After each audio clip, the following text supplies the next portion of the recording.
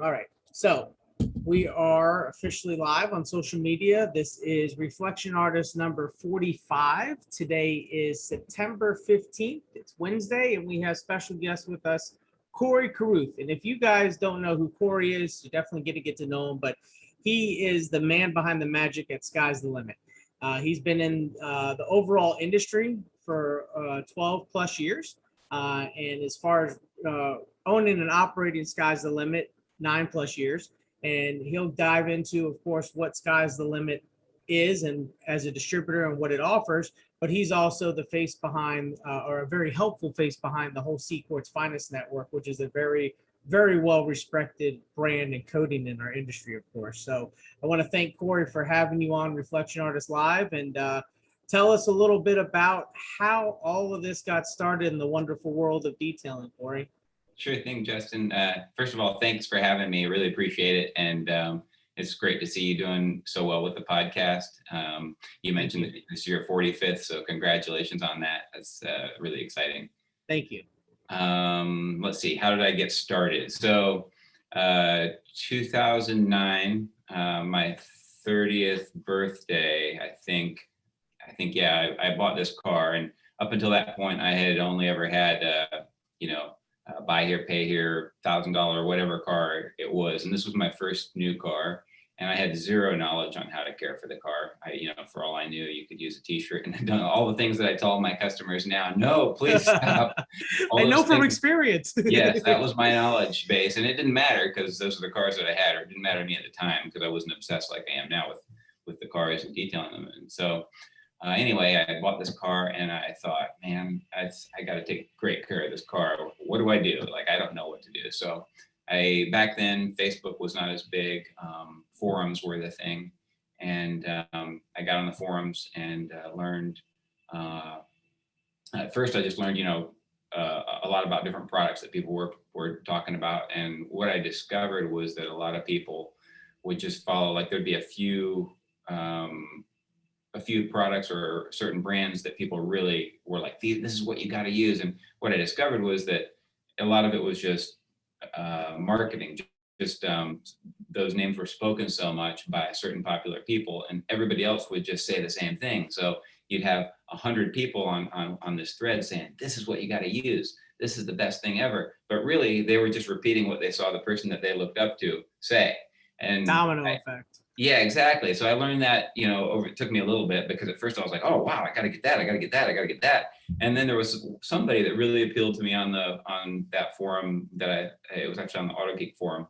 And there was one person that really appealed to me on there. They were a little more humble, not too loud, but I could just tell they knew what they were doing. And they told me about Ultima. That was the first line that I really got obsessed with, the Ultima line. And so they were like, you got to try out this product. And nobody else was talking about it, but I tried it out and I realized the examples of what I was saying.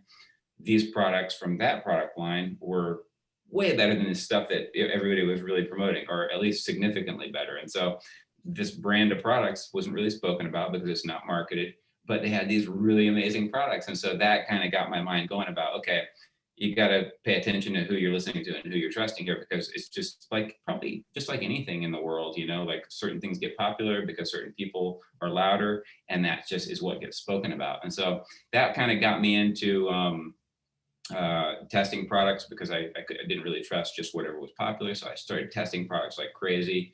And I started writing these crazy reviews on forums, like really long reviews. And started learning about these products. And after a while, a couple of years of it, people started telling me, you should really start selling products, and you're always helping people anyway. You could sell the products that you're helping them with.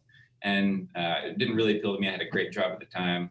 I just thought it would be fun, but that's my hobby, and this is where I make money.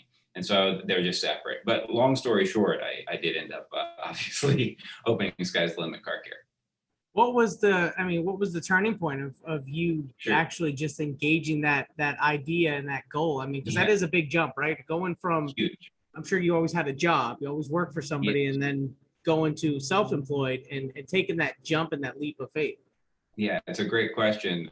Yeah, at the time, so back in, rewind 10 years from then, I had gone to ITT-TEC and gotten this, worked really hard to get through some schooling to where I could get into a good job. And so I got a job in drafting and design and architectural engineering, the Lynx bus station downtown. I did that, did a bunch of cool stuff like that. Loved my job, loved my career. And then we got bought out by a larger company, and that company became a larger company. And eventually what I was doing and what I loved about my job, it just didn't matter as much anymore what I did, because it was just such a big company, and like all those critical things that were a project could live or die based on what I did. That it wasn't really the case anymore. There was too many checks and balances in place to where I couldn't screw anything up really, so it wasn't as challenging because of that. And so I thought, that was kind of why I got so obsessed into the detailing part. And so anyway, because I was enjoying that stuff so much,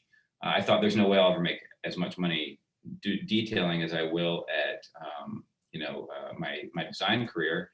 But I thought it was actually Avi, to answer your question, from CARPRO Global. He reached out to me. He saw the reviews and the kind of the feedback from other detailers and enthusiasts on the forums that were excited about the reviews that I was writing. And so he thought, oh, you have kind of a following here. It would be really cool if you reviewed some of my other products, because I had just by chance done a review on his wash mitt. And so he asked me to do some reviews on his products. I said, sure, you might not always like what I say. I'm always going to find something good and something bad about anything, but should be happy to do it. And so did that. I got to know him over the course of maybe a year. And long story short, he came to me, and I really should thank him, because it was a huge turning point in my life for me to switch from that to this. But it wasn't an easy switch. Like you said, it's a huge jump. And so, and initially I didn't really realize that this is what we were going to create. Yeah. I just thought, I'm going to do this on the side from my garage. He asked me to, he said, we're getting ready to launch this product called Seaport's Finest. It's going to be very exclusive. We're only going to, have a few detail shops that we allow to use it. They're going to have to do really good quality work, be very honest, do certain things a certain way.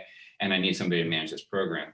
So I thought, well, it sounds great. It sounds like a lot of fun. I'll be able to do something that I really love. But if I'm only selling it to a handful of people and I have to say no to everybody, that doesn't sound like a very good business.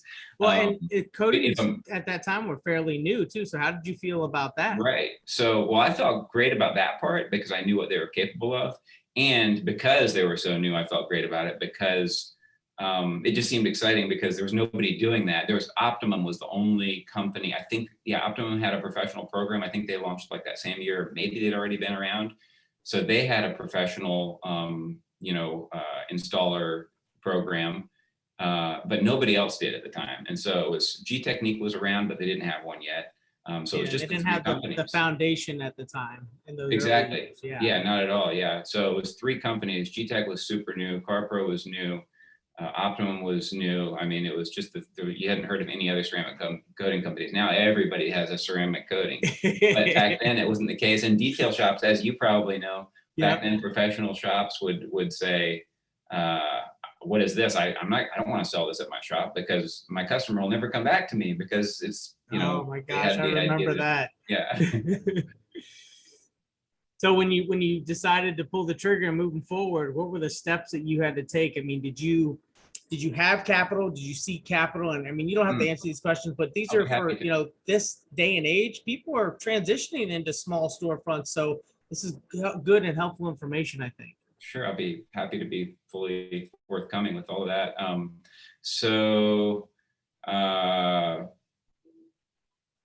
Let's see. Let me try to keep it short for you. No, you're fine. So, we got time. Time is on our side. So it was actually Avi was telling me, hey, you got to do this. I'd really like to work with you. And I was thinking, oof, this is going to be a lot of work. And if I'm only selling this product that I have to go and like, this just seems like not as much fun as if I'm going to make it into a business, then it's got to be profitable. Like you can't have a business that's not diversify profitable. a bit. Yeah. So I thought it sounds like a lot of work. And there's no, it's going to take away from my business. It's going to take away from other parts of my life.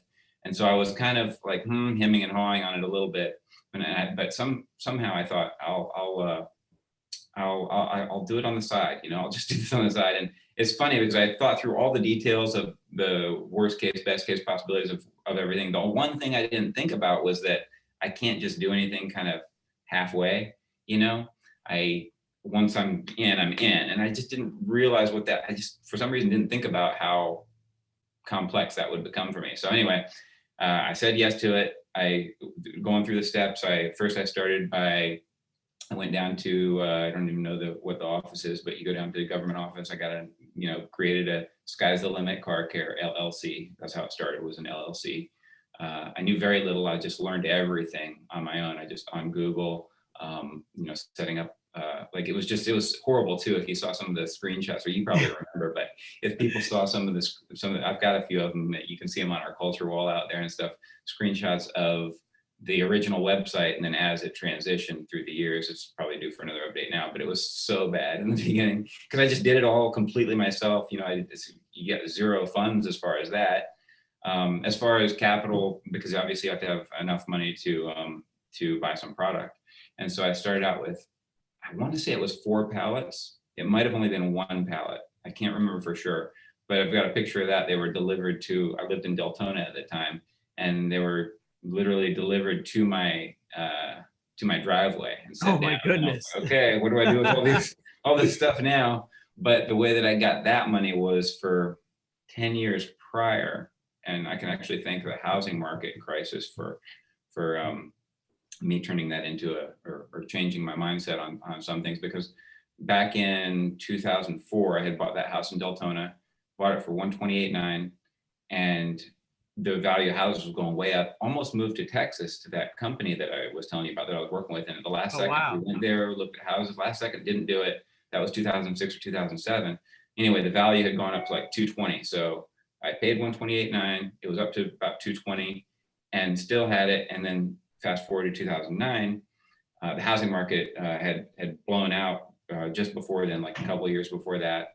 And the value of that house was now only like $64,000. So now I'll get into why this has something to do with the question in a second. That's okay. Up until that time, I had been, I was working my design job full time, and then at night I would do consulting also in design. And so I was working really. I've always been a hard worker, so I was working like crazy.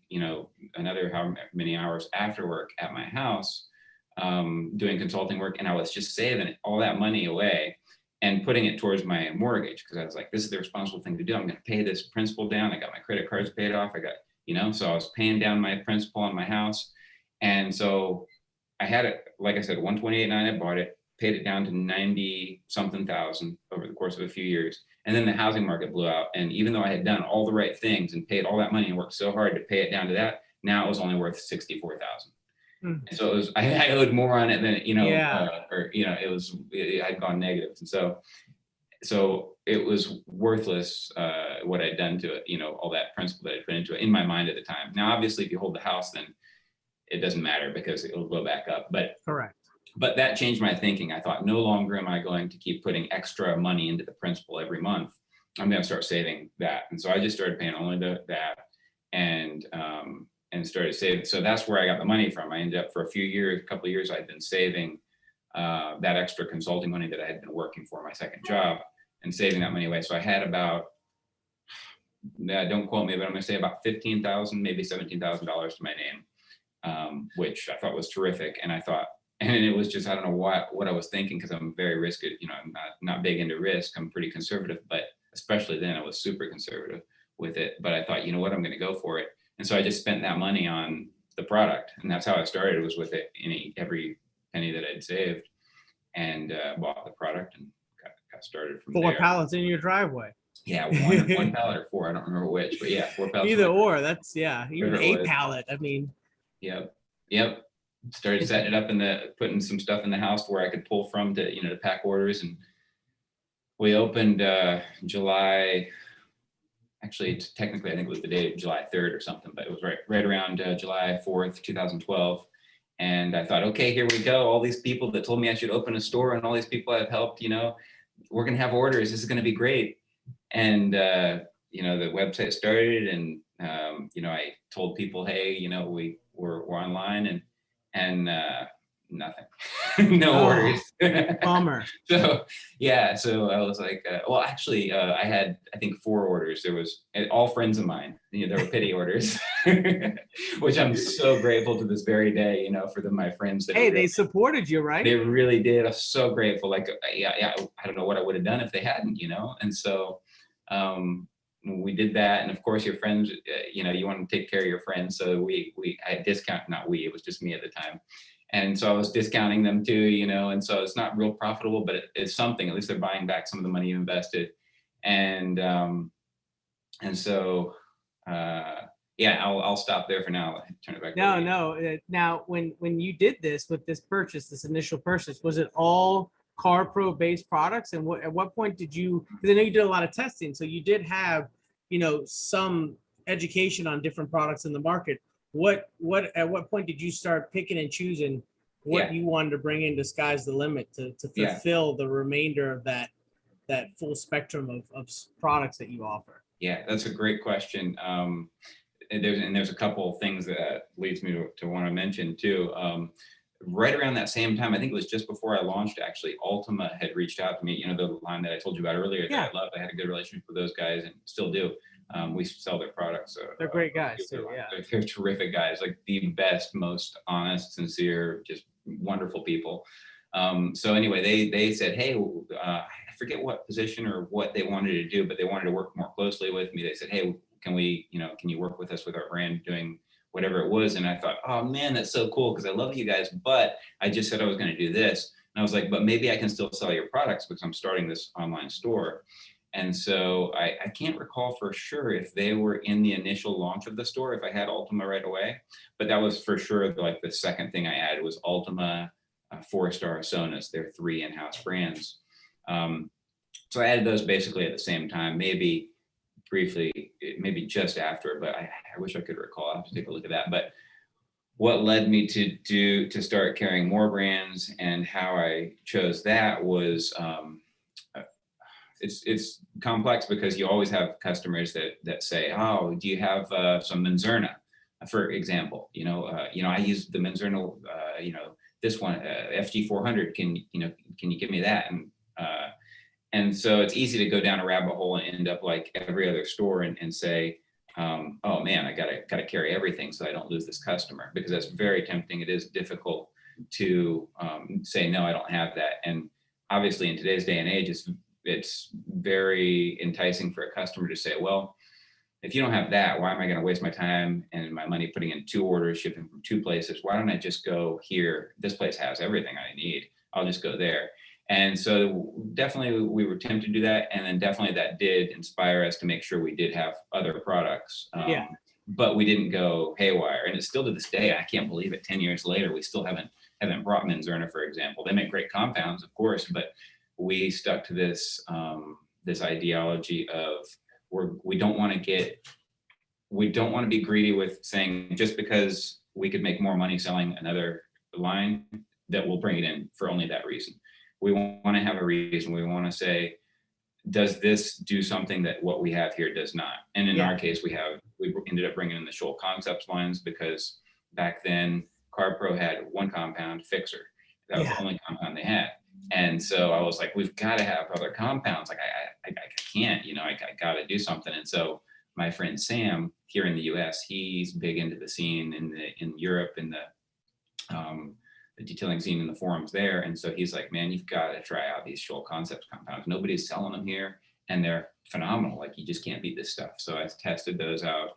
That was how we brought Scholl Concepts in. And so once we had those, then when people would ask about Manzurna, it was like, we just didn't have a reason to, because we felt like we already had those really great compounds, and it was just like kind of a duplicate, and we didn't want to turn into, not a duplicate, completely different, but there just wasn't anything that we felt like was compelling. It was in that category of what everything they were requesting. So why not try this? Yeah, you got diminishing abrasives, you got phenomenal compounds, you know, you've got a company that's making their own products. Those are all important things for us. We try to stick with companies that are making their own products with their own ideas.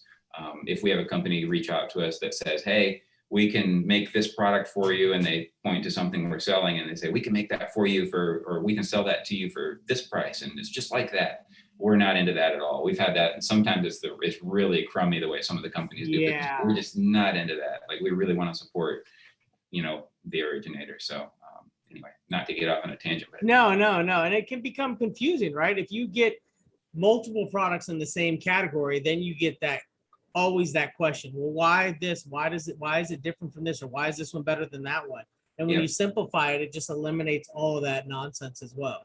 Exactly. And that works great for a lot of our customers. That's what a lot of our customers really love, is they'll say, you know, there's still plenty of things to choose from. There's still way more than most people need, but at least there's not 100 of, you know, there's not, you know, 100 brands of things that are the same, you know, repeating, you know, 100 different quick detailers, 100 different compounds. Like, who needs that much? And so that's we've stuck to that till today. And being coating, you know, and having a premium coating, you really don't want to promote anything, not to say any other brands do, but there are the category of those brands and polishes that may make it more difficult for bonding and compromise bond with the coating if it's not thoroughly and purely prepped. So Yep. to eliminate that opportunity, it's also a matter of cherry picking what products help complement the overall big picture with the coatings as well. Yeah, that's true too. Anytime we have a product that we feel like doesn't go well with the ceramic coating, in the beginning, we really focused on that. And then now we have some people that aren't into ceramic coatings, or if we might have somebody that's a do-it-yourself, or somebody that that wants to take care of the car, but has, like, they started like where I was in 2009, and they don't have any business putting on a coating yet. They don't know how to polish yet. And so for people like that, sometimes it's nice to have products that we can steer them towards that have nothing to do with ceramic coating, but we'll always make sure we say, hey, these things, if you are going to get into ceramic coatings, this polish here, probably not the best. You could work with it, but it's going to be harder to get those, like you said, get the oils off if you use that polish. So if you're going to do that, then stick with these. Yeah. No, that makes perfect sense. And I love that approach. And that's kind of like my early years of getting into coatings, where I learned that idea was from you, you know, because my early years was OptiCoat and Seacort's Finest. Yep. And getting into Seacort's Finest was that program was difficult, you know, and I'll let you explain why, of course. But and those were the early years, because that was late 13, early 2014 for me, you know, talking to you and getting into that. But as far as like the remainder, I mean, now you've got Microfiber Madness, which you've had, and then you've got, of course, Buff and Shine and Rupes, and you've got quite the lineup now and the variety to accommodate. Yeah, absolutely. Yeah, thank you. Yeah, well, it's maybe close to 40. Last we like counted it and had something that we like put out there was, we said 30 plus brands, and we've probably added 5 to 10 since then. We don't add very many, like it's very slow going. Like we usually add and so for instance, we added, since we did that, we added Dr. Beasley's, but we don't carry the entire line because we didn't want to have, again, too much oversaturation. And at first we were resistant to the matte specific products, the matte paint specific products, because we thought we could actually use, there's already products we have that we can use for that. And so we felt like if we add those in, we felt dishonest about it at first. We thought it's like trying to sell somebody another product when they could just use that one. But what we realized, and why we came to terms with that and rationalized that anyway, is because people don't get that. And no matter how many, like you can go one by one with each customer that calls and says, oh, I need this for my matte paint. You say, well, you can use this. They just think you're trying to sell them something that, and you're not. It doesn't say matte on it. Yeah. But so what we realized is, you have like all these customers that's what they're searching for, and they really want that. And that's what's going to make them happy. And so we felt like Dr. Beasley has made a great product specific for that. And so we added in there that whole section of products, and then a few other ones that we liked, and we may add on more in the future, but we added that on. Going back to Microfiber Madness, we brought them on in 2013. And again, my friend Sam told me about them. Nobody had even heard of them here in the US, and now they're huge. But they were getting big in Europe. Everybody knew they were the best towel in Europe back then, but they were still small and expensive. But you knew if you got it, that was going to be the best towel you could find. And so we brought them in 2013. I got to know Thomas, the owner of Microfiber Madness. I got to know him really well, and just the most customer service friendly and highest quality person you could ever meet. And so I just loved their whole, everything that they do so much that we've really been supportive of them through the years. Buff and Shine we brought on really early on as well. That was super exciting for us. And I think back then there wasn't a lot of places that had Buff and Shine. I can't, in our kind of niche part of the industry anyway. Yeah, no, it was because manufacturer, and we were just looking at distributors. It wasn't really the talk of the detailers to say, because we were more focused on distributors. Yeah. Yeah, it's like it was the same kind of people that were farthest down the rabbit hole. They knew about Buff and Shine. And so we were like, we know this. Not a lot of people know this, but we know if we bring these in, they've got these great pads for this price. And so, fantastic price. And so I remember back then it was just the original flat pads, the green, the yellow, the black. You had the whole line, but those three were just like, I call them the grip pads because it says grip on there. So I always thought that's what they were called, which I was wrong. I still to this day call them the grip pads. Yeah, it's just a phenomenal, this is a steal. And then since then, obviously you guys have, Buff and Shine has just done all kinds of other things. You guys have come out with all kinds of new lines of pads. And so we've kind of grown with that, added your microfibers, your URO-FIBER. So, yeah. Very nice. Now with the growth obviously comes where the capacity, right? You had your house, then where to go from your house, with right. facility. That's the story that I'm most proud of, I would say. That's the hard part, getting from there to here is like, you miss all of the, so the first 3 years I still had my career because like I said, I don't like risk. And so I wasn't going to quit my job, especially in the beginning when I only had my 4 friends that were buying stuff. I was making no money, And I remember the first, it dawned on me like within a week or probably 2-3 weeks in, I realized, oh, wow, what have I done? What have I gotten into here? I'm making no money. I'm in the hole. Things, it's disaster after disaster happening, with regards to, something you're learning on the fly. And my thing from the very beginning was to make sure we answer customers same day, make sure that any order that is placed ships out same day. So that was our promise from the very beginning. And it was just me. And so I had a full-time job, and then I would rush. Luckily I would be able to kind of come in a little bit earlier or leave during lunch and make up my time here and there. Because I had worked for the company and done such a good job for so long, they were very kind to me about letting me get my hours in how I could get them in. And obviously that starts to stretch a person eventually to where it's not fair to that company or to anybody. But in the very beginning, the idea was that I'll do the customer service, I can handle that and still do my job. And then my ex-wife, she was going to be not ex at the time, but now ex, but my wife at the time, she was going to be able to ship them during the day. I taught her how to do it, but long story short, that became really overwhelming for her for a lot of reasons. And so it all fell on me right off the bat.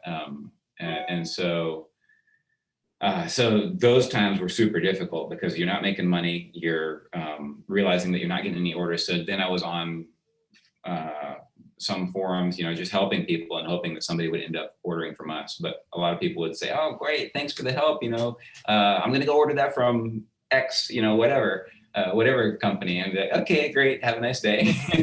And so it was a lot of just helping people and hoping somehow that would turn into an order. And back then we were just known as CARPRO US because CARPRO, now they're, one of the biggest names, probably the hottest name, or certainly one of the hottest names in the industry.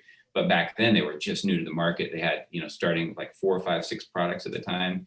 And so we were really, and they had such phenomenal products, such leading edge technology that I was really into building that brand. And I hadn't started to build the Sky's the Limit name at all. Everybody only knew us as CARPRO US. And then as we started to, bring on other products and stuff, I was like, ooh, there's like an identity crisis here. This is not fair to CARPRO, and it's not fair to Ultima for somebody to be posting, oh yeah, I got this Ultima Paint Card Plus from CARPRO.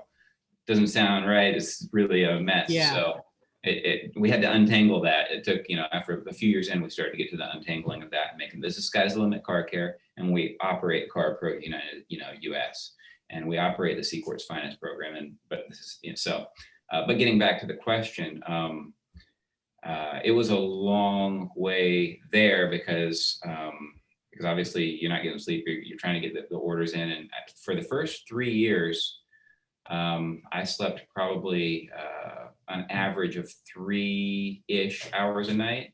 And obviously that collects, that adds up. That's really unhealthy, and you're going to pay for that in the long run. And so, I mean, I've got a million stories, but I'll try to speed it up. I'll tell you one story. This is towards the end of that 3 years. So, I'll tell you a couple of them. So about 6 months in, I can't remember, it was 6, yeah, it must have been 6 months because it was near Christmas.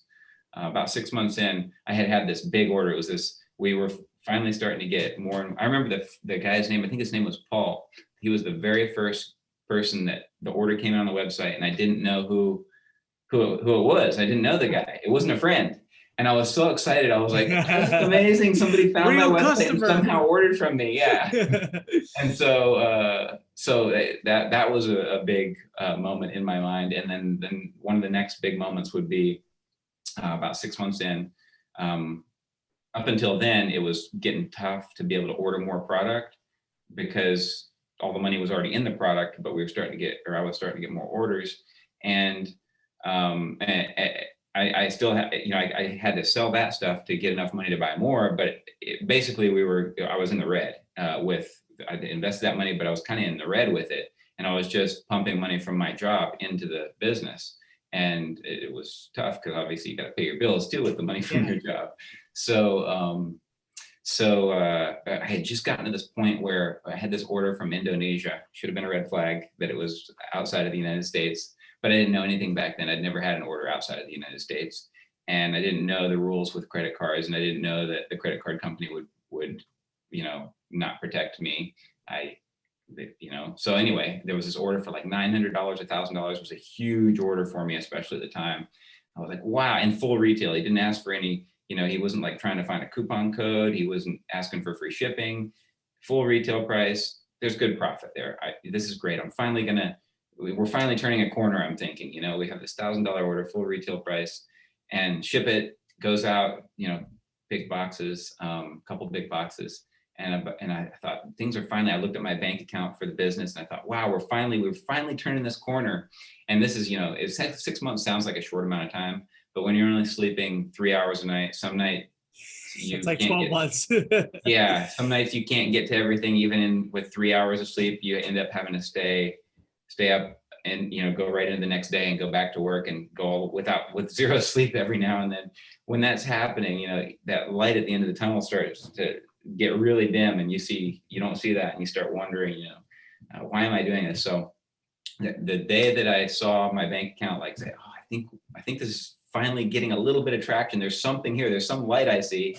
I get this fraud notice from the credit card and says, oh, it was credit card fraud. This guy had it shipped, and now I know that that's kind of a common thing, and there's different things in place, and there's different things you can do to help protect yourself, and still you're going to lose some money. But then it was just so devastating. I was like, oh man, so I remember I finally fell asleep. I think it was 3:34 that morning, because I had learned that I couldn't leave any emails untouched or any things untouched or any phone calls that people had said, hey, there's something going on with this. I need you to do this. All these different tasks that you have as a business owner, as you know, had to be done before that was my rule. I wouldn't go to bed until they were all complete, because you couldn't catch up the next day. It's not like a normal job. It's not like there was ever going to be 6 months down the line, maybe I'll catch up. It would have just collected and compounded. So I always had to make sure I got everything done. So that's why I wouldn't go to sleep until I was done. So sometimes I wouldn't sleep. Anyway, that day I got to bed at like 3:30 in the morning. And I remember waking up at 6:30, and as I woke up, I already had tears in my eyes. I was literally I woke up with just broken, just there's nothing. And so I just had this little pity party for myself for a minute, and maybe 2 or 3, I don't know. And then I was like, okay, it's not going to end. Like there's not a lot of options here. Time to pull yourself up and keep moving. Like there's only one way, and that's forward. I'm not going to quit. I'm not a quitter. So, I mean, I could have quit, and who knows where my life would be at right now. I'm sure it would still be a wonderful life, because I would have chosen to do good things with whatever I did. But I just can't even imagine, what that would have been. And for me, it was never really a option. I never thought I'm going to quit. I just laid there thinking there's just so defeated. And then I thought, well, okay, here we go. That's what you have to do if you're going to make a business successful. In those moments, it's just keep moving forward. So moved forward, and long story short, another 2.5 years later, after about 3 years, I'll tell you one more quick story. When I finally said I got to quit my career job after 3 years of it. One, I was making about as much money in the business as I was in after 3 years. I was finally making as much money with the business as I was with my career job, or close to it anyway, about 3 years in. And I thought, but I had no sleep. I was broken on every level, like physically, mentally, spiritually, emotionally. I was a broken man. It had caused, it had been really difficult for my wife at the time as well. Because I'd come home at 10 o'clock at night from the FedEx. I would go and drop stuff off at the FedEx regional center, because I wouldn't have stuff done in time for the FedEx pickup, and they would kindly let me still get all my packages out if I drove it up to that location. And so finally I'd come in at 10, and she'd have things that she'd want to talk about, and I'd hear her talking. It was like somebody in a different dimension. But then I had no bandwidth left in my brain to hear a word she said, because I was thinking of the 5,000 things I still had to do to make this go.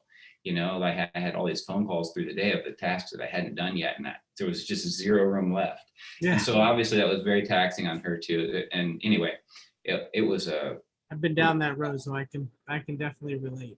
I could see that in your face. I felt that. Yeah. So I was packing. I was still shipping from home at the time. We had moved to Longwood.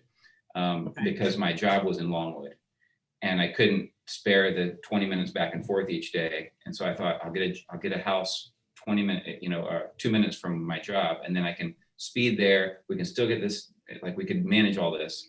And so I had a storage unit, and then we would ship from the house, and it's just lots of crazy stories. But this day I was, I wasn't drinking water. I was drinking like Coke only during the day. Like I wasn't eating right. I was a mess, and my body was literally started falling apart. So I'm sitting there, I'm packing an order. Back then we didn't have nice peanut popcorn dispensers and like that. Everything, I would dump the popcorn into a 14 by 14 box, and then dump the popcorn from there into these little boxes of the packages that were going out. And I was dumping popcorn into this box, and something, I forget what finger it was now or what happened, but I tore something, a tendon or something in my hand for no reason. It was just my body was just breaking down, because I wasn't sleeping and it couldn't recover. It couldn't heal. And so something just tore, and I was already so broken, and I just couldn't handle it,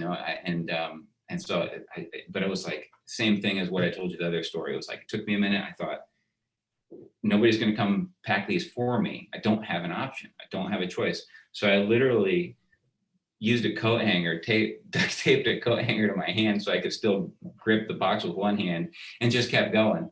And that was when I was like, okay, something's got to give. I'm completely broken, man. I'm going to end up in the emergency room within a week. Like it's just not funny anymore. And so I ended up putting in my notice, and the orders, we were busy at the time. I thought, I can do this. Like, we're good. I don't need the 401k or the insurance. I'll find a way. And the orders dropped off that next week. The universe is so funny the way it works sometimes, right? It was like, as soon as I quit my job, as soon as my job was gone, it was like the orders just dipped down. And I was like, what have I done? Oh no. And that only lasted a few days, and then everything was fine since. But it was just this weird thing that happened that it kind of blew my mind. But and then from there on, I started. I had to learn how to sleep again, because my body was so messed up. I couldn't stay asleep for 5 hours, even though I needed it. And that's a long story out of there. And that's a hardship, I think, that every business owner can relate to at some level, right? Some more extreme than others. But yeah, I think that that's part of the growth in business. And Yeah, that's absolutely. the necessary evil, to say, that people don't understand. They see the they see where you are now. They see, Yeah. oh, look at all this. This is great. But they Yes. don't have no idea what it took to make that happen. Yeah, that's why when you got me going, that's why I was like, this is a great question. I really want to tell that story because exactly what you just said. I thought people are going to think, oh, he had a little money, got a pallet to his house, and 3 years later, look, they've got a whole company with good people doing good stuff together, and this is great. It's so easy.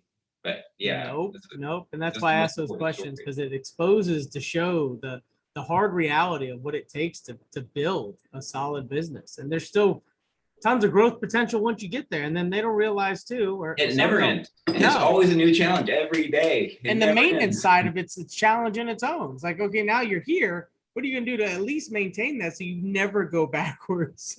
Right. Now you've got to make sure families need to be fed. You have people you care about. You have your family around you now, and Yeah. you nailed it, man. So you went from the storage facility and then you got an actual location, correct? Yes, I had actually. Yes, yeah. I'm trying to think about the timeline there. Yeah, so the first person that I hired was my neighbor at the time, part time, and I got my first location. I was so cheap about it or so frugal, however you want to put it, that it worked in my favor. I'm a horrible negotiator, So luckily, I think they thought I was negotiating, but I found some space. It was like I wasn't negotiating. I was just really cheap and was really just going to keep doing it from my house if I had to at the time. I didn't want to give up that little bit of money because I was like, that's my profit. Like I can't spend that on space. But I was so small-minded with it then. I didn't realize you gotta invest, and if you build it, they will come, type of thing. So yeah, my first space was right next to the hospital. I want to say it had to be more than 600 square feet. It might have been 600 square feet. It was small anyway. And then the next space, a year later, we renewed with them. I told them, this is all I'm going to pay. And you've got empty spaces in your park. You might as well do it. And at first they were like, no way. Like, this is the price. I'm like, well, I can't afford that. Sorry. And they went for it. So anyway, got that one. A year later, had to pay a little more, but got maybe 2,000 square feet next door. Maybe it was 1,500, something like that. And then I was there. At that point, that was me, John, and then ended up being Kelly too. Kelly was my first full time. And then after I think 2 years at that place, or maybe 1 or 2 years at the second place, then it was like, wait, we're out of space. Like we're literally walking sideways between pallets like this, There's no space. And it wasn't even a normal warehouse. Like we had just turned it into a warehouse. It was kind of a doctor's office type space where we had different products in different rooms, different You worked with what you had. Absolutely. And so then we got our first space that had like a loading dock. That was in Altamont Springs. That was like 3,000 square feet or 3,500, I would say, something like that. Nice. Very nice. We were there a couple of years, and then they wanted us to do like a 5-year lease. And we were like, no, we're pretty typical, but yeah. Yeah. And so then we ended up here. And now this is 10,000 square foot. We moved here a couple of years ago and built it the way we wanted it. I don't know if you can see the glass door over there to that side and the glass door over there to that side, but we connected all the offices with glass doors so we can see each other, even if we have to be on a phone call or a podcast in this case. Nice. And yeah, got to do things the way we really wanted them. That's awesome to see that growth and to hear that story into that growth. And you have at this point, I mean, it's going. It's a train that's trucking away at this point from where it was to where it is now. It's definitely achieved, obviously, probably and exceeded your expectations and goals in mind from where you thought what you could do with it. Yeah, from the beginning, I just had no idea what I was getting into. But yeah, absolutely. And now it's turned into now for me, it's not even about I love helping for me, it's about the people. I love helping the customers. I mean, even if I wasn't selling detailing products at this point, I just love when we get somebody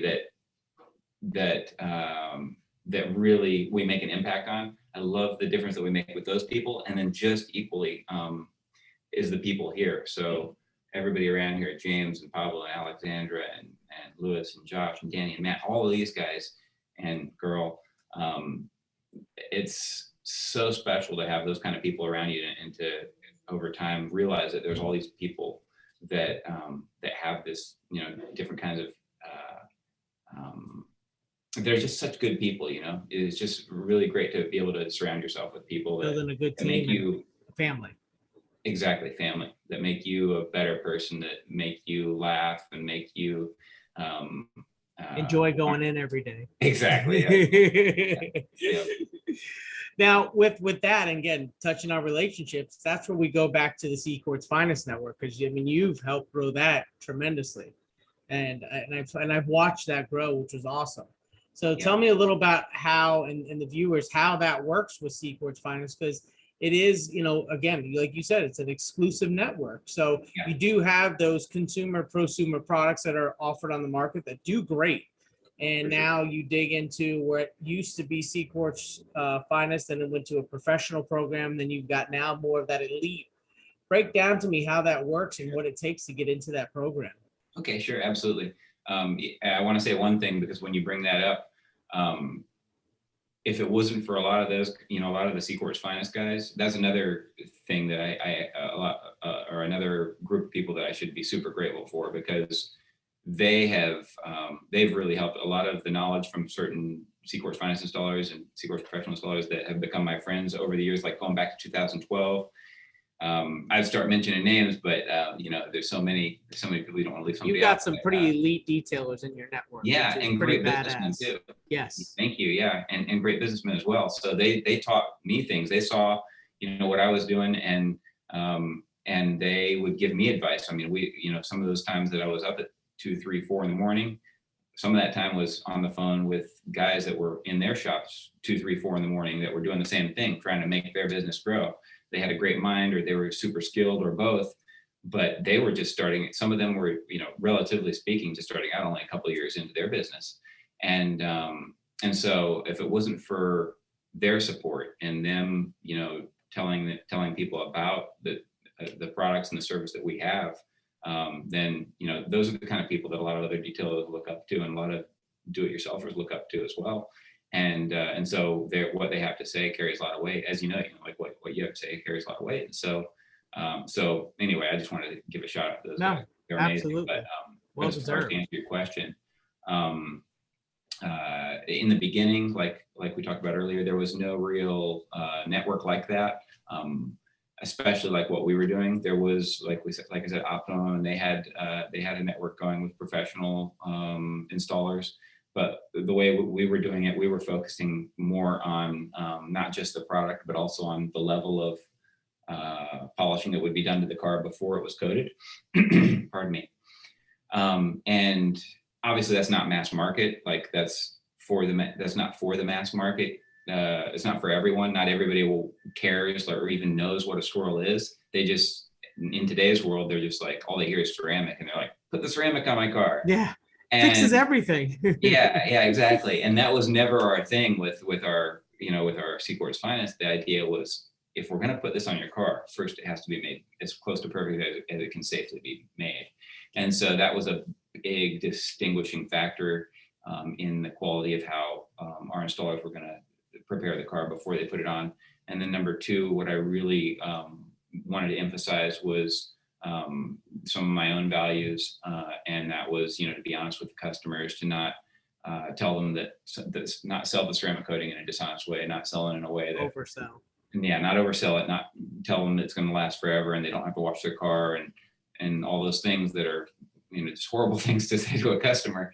And like none of us want that, you know, so no, treat them the way we would want to be treated if we, you know, if you went to get a washing machine and knew nothing about washing machines, and the guy's just trying to sell you the, you know, like treat it the way that all of us run into those kind of types of things when, you know, our customers, they know nothing about this. So we've got to give them honesty. And so, you know, all of those things were really important to become part of the network. The way we did it in the beginning was, it wasn't quite as strict as it is now, because it was so new and there wasn't so basically we wanted to have people that had a shop, had this certain image on Instagram, had all of these things, and had this character of personality and had these values and did this quality of work. But what we found was that a lot of the people that had most of those things didn't have a shop.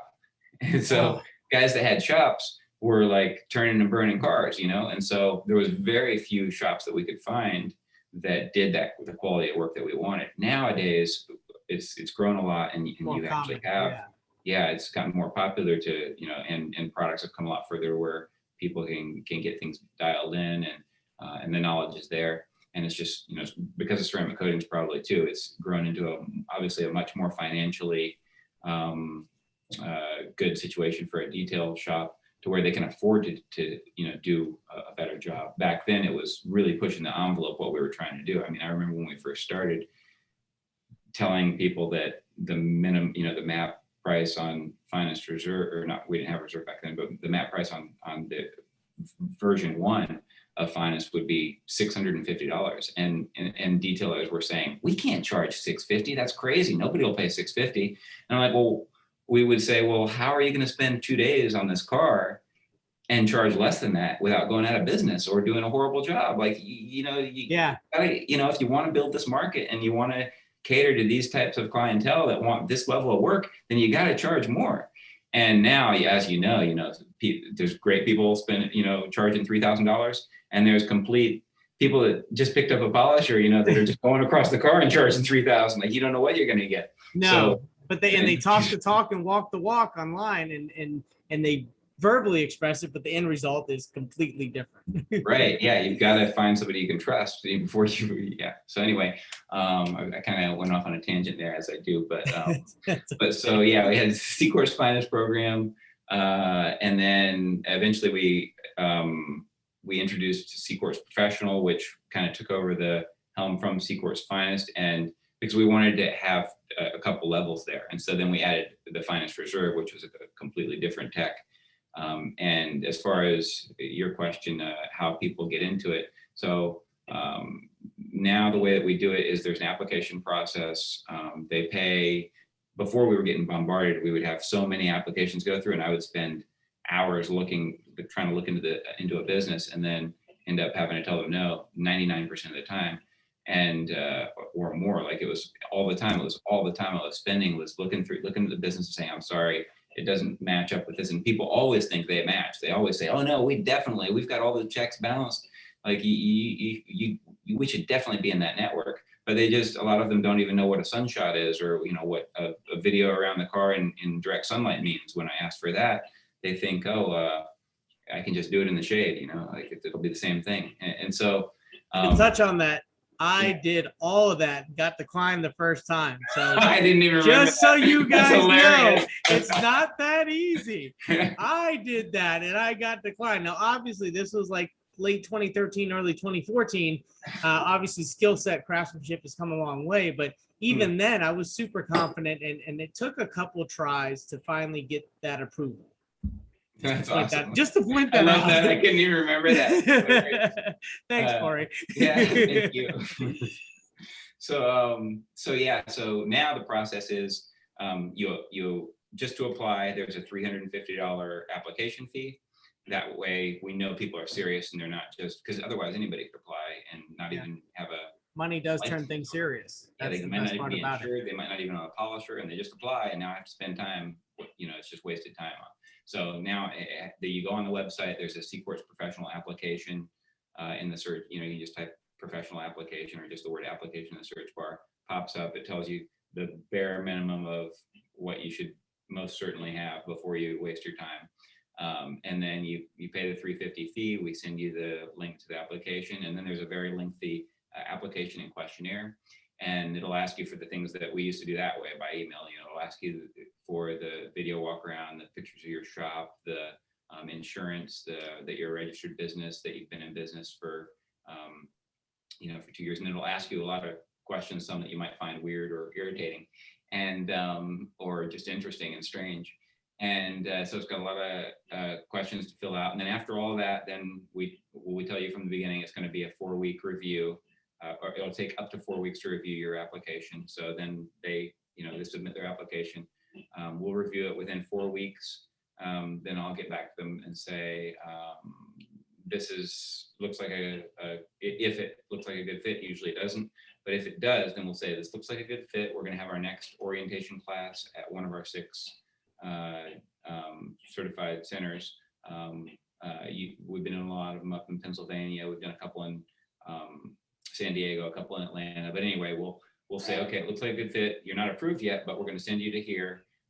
We charge $700 for that, directly payable to that shop because they're shutting down their shop. They're not detailing and they're taking on, usually we'll only do like one each quarter, and we'll only select like 3 to 5 max, but usually it ends up being about 3 companies to each orientation. So anyway, that's the main, or the base process. And then if everything works out well there and they drive and we get a sense that they're, they have some humility, a lot of talent, great character, and good skills, then we'll approve them at that point. And then the other ones, I try to explain to them without pissing them off that, why we can't, because the last thing in the world I want to do is make enemies. I like my personality. I love to make friends with everybody. I love getting along with people. It bothers me when somebody is unhappy. It makes me happy to see other people happy. And so I hate to be a bummer and say no to people. It's taken me 9 years to not feel, to feel like I can do it without, to be able to say no. So I'm better at it now, but I never enjoy saying no to an application, but I have to do that, almost. Yeah, it happens. It happens. Yeah. And I still feel, and to my knowledge of all the coding companies I've worked with and had the opportunity, which have been great opportunities, but the vetting process that you guys do, I think, is by far one of the best vetting processes. Is it a little extreme? It's all a matter of opinion, right? Yeah. But I think that's still one of the best vetting processes. I think that if that vetting process at some level was exercised amongst the majority of coding brands, that would eliminate a lot of the headaches that we do see in the market with guys entering and doing codings and not doing them right and creating a bad name or jading the customer for that reason. You know what I mean? Yeah. And it takes, I think that would take a lot of the headache away, but the world is made of making money. Absolutely. So that's the other thing, right? Yeah, they see the short, they just, yeah. Yeah, and in doing it that way with the vetting process could kind of puts a funnel on it, but it also puts a funnel on the money, right? So it doesn't give you the scalable growth that you would expect to be like, I want to be this year into next year. And in order to do that, if you just do away with the vetting process, then it's like, all right, now we're on track. Yeah. And some. Yeah. So, and I get it, it's business, and everybody has different business models, but I do thoroughly enjoy and respect the vetting process that you guys offer. And I think that should be exercised at some level with most of these companies. It would be very helpful to the industry as a whole. Yeah, thank you. Yeah, there was at some point a few years in where I realized that nobody would probably ever do it the way we do it, because it got so complex, how we do it. It was so time consuming and just to end up saying no to so much that I thought, we'll never have any competition. I shouldn't say it like that, but it's not out of arrogance. So for sure, you could call it competition because there's other people that are going to get a larger part of the market doing things a different way and all that. Everybody does business differently. Exactly. We'll never have anybody that competes with what nobody's ever going to be crazy enough to do it the way we're doing it, because they're just going to say, oh, we can make more money just doing this. And so I have to applaud CARPRO too for allowing us to do it as strictly as we've done it and being supportive of that. And even when they see the sales for our professional code and they say, man, we could sell 100 times more of those, but realizing, no, this is a bigger picture. This is what we promised these guys when we first started this program. And now just because it's gotten this big and everybody wants it doesn't mean you just start throwing it out there. You hold what you promised from the beginning. So I agree, 100% agree.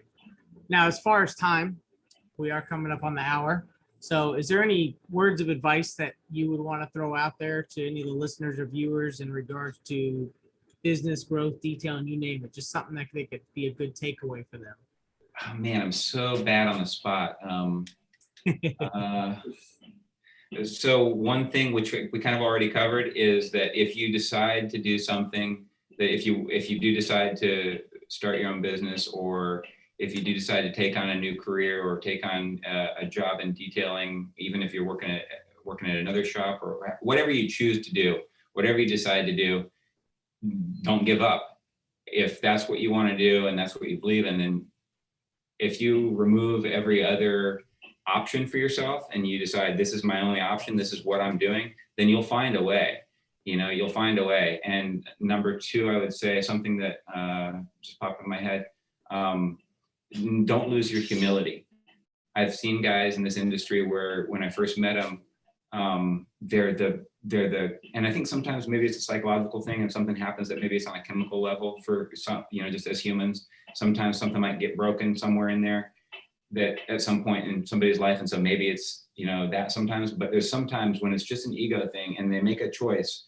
And I would say, be careful of your ego, because you can start out super humble about something. And when you start to learn and you start to get confident, confidence is great. And you need to have that if you don't already. You need to gain that, and getting good at something and becoming a master of a trade, or or well followed by people, or having people around you that build you up. That's all super important. But you also need to listen to the people in your life that tell you something that you don't want to hear. So when somebody tells you something you don't want to hear, you don't let that put you down in a way that's like, don't automatically just think, oh, I'm a horrible person because this one person thinks I'm horrible. No, they might be completely wrong. But listen to it, think about it, check in with yourself. And when your head hits the pillow, or maybe that's the wrong time because you need to be able to fall asleep, but at some point during the day, you need to go through things in your head. What did I do today that I could have done better? And that's not always about your trade. That's often, and most importantly, in my opinion, how you treat other people. And it's how you treat everybody. How somebody might judge you best would be how they see you treat somebody that you don't have to treat well. When you're checking out at the grocery store, or you're on the phone with a telemarketer, it's hard with a telemarketer, not to be frustrated, but everybody's just another person just like you. They're trying to feed their family, they're trying to take care of themselves, they're trying to get, and there's most people, the vast majority, maybe 99.9% of people are really good people. The only reason that they're doing something that just upset you or frustrated you or made you angry or hurt you or attacked you, the only reason they did that is out of their own fear and their own insecurity. And so forgive them, give them a pass, treat people better, and you'll go a long way in life. I love it. That's really good advice. It's really good advice. Thank you. It's more intellectual at that level. It's more understanding, more hit the heart, kind of hit the gut kind of advice. That's awesome. Yeah, that's what came most naturally to me. That's where I kind of segued into that part of it, because that's what I think about a lot lately. The other stuff just, it's not popping up in my head. Yeah. But business advice, you could hear all different ends and opinions, right? And things of that nature. And you've given such a good story in your path that there was plenty of good gold nuggets there. But that I will say real quick, as far as business advice is, don't micromanage. Find people that have the values that you do, that you can trust, and then from there, trust them and let them make mistakes if they have to. But look for people that are better than you at something in your business to work with, and be proud of them when they are better than you at that thing. That would be one thing that's specific to business. That's a constant. I hear that a lot in regards to advice, with people always saying surround yourself with equal or better. That way it's always a growth aspect.